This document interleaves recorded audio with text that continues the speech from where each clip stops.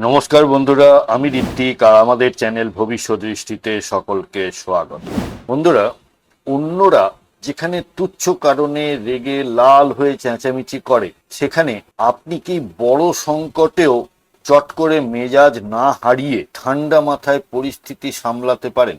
আর অহেতুক অহংকার বা বাহ্যিক জাঁকজমক দেখানোর চেয়ে কাজের আসল ফলাফলে কি বেশি বিশ্বাস করেন? তাহলে আপনার জন্মপত্রিকা খুলে দেখতে পারেন আপনার জন্মছকে কেতুদেব মেষ রাশিতে অবস্থান করছে, অর্থাৎ কেতুদেবের অবস্থান এখানে। যে সকল জাতক জাতিকার জন্মপত্রিকায় কেতুদেব মেষ রাশিতে অবস্থান করে, এরা কাজের জায়গায় বাহ্যিক ইগো বা অহেতুক নিজেকে বড় প্রমাণ করার লড়াইয়ে নামতে যায় না। এরা নিজের শক্তিতে আত্মবিশ্বাসী হয় এবং একা কাজ করতে ভালোবাসে। জীবনের মোড় ঘোরানো কঠিন মুহূর্তে এরা সিদ্ধান্ত নেওয়ার ক্ষেত্রে দারুণ মানসিক স্থিরতা দেখায়। মঙ্গলের রাশিতে কেতু থাকায় এরা স্বতন্ত্র গবেষণা, সার্জারি বা হেলথ কেয়ারের জটিল প্রক্রিয়া, স্পোর্টস ট্রেনিং, মার্শাল আর্ট এই ধরনের কাজে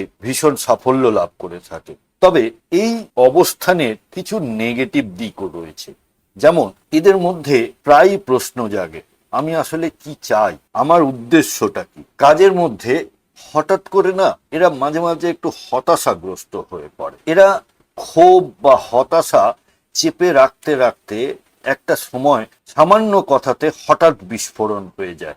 তখন সামনের মানুষটা বুঝতে পারে না যে কি এমন বললাম যাতে করে এত বড় রিয়াকশন হয়ে গেল। আসলে সেটা অনেক দিনের জমানো ক্ষোভের রিয়াকশন। আর হচ্ছে মাথা বা শরীরের উপরের অংশে আঘাতের ঝুঁকি থাকে এদের। আপনিও যদি কেরিয়ার বা রিলেশনশিপ বা যে কোনো সমস্যায় ভুক্তভোগী হয়ে থাকেন, তাহলে জ্যোতিষীয় পরামর্শের জন্য ভবিষ্যৎ দৃষ্টির সাথে যোগাযোগ করতে পারেন।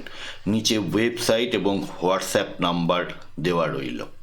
বন্ধুরা, ভিডিওর কন্টেন্ট ভালো লাগলে লাইক, কমেন্ট, শেয়ার করতে ভুলবেন না।